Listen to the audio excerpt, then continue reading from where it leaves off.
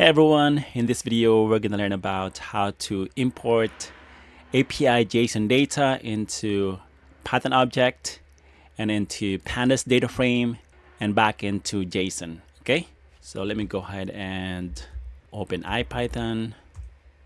I'm going to copy and paste this line of code. So Pandas as PD requests for the API JSON for the JSON data and URL lib3 to disable SSL warnings because this is just lab environment. So next is this to disable SSL warnings, and this how you log into SD-WAN API.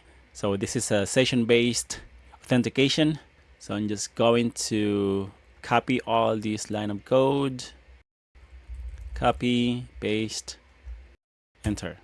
Okay, logged in successfully. So we now have J session ID, this one here, and now we can retrieve the list of devices. Copy and paste this line of code, enter, and now we can inspect the raw JSON, and this is the command to do that. So it's class or JSON string, right? And we can convert the raw JSON string into a dictionary. This is how you manually do it, because there is a way or automatic way to do it, which is using this command here, but we're just learning how to manually do it for now. So I'm going to convert the raw JSON string into dictionary. So now if we check this, type, there should be a dictionary or Python object. Yes, it is. And we can also print it in the terminal. That's the command. And this is how you automatically convert the JSON data into Python object, in this case dictionary. So let me copy and paste this line of code.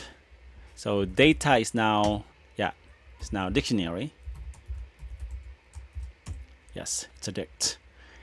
And we can also check the keys here. So we have two keys, header and data, and we can now get the list of or the value of the key data, and that's how you do that. And now if we say devices, this is the list of the devices. Okay, and let me see the type of the object devices, and it's a list. We can also check the len or the length, and we got 7 devices, and we can inspect the first device. Yes, this is the first device. So it's got this device ID, system IP, host name, so it's a vManage device.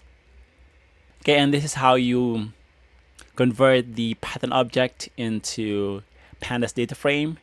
So we are using the method JSON normalize, and we are passing in the list devices. Okay, and now if we say df, we see the list of devices. And here we are just selecting the columns that we want, and we should only see these columns.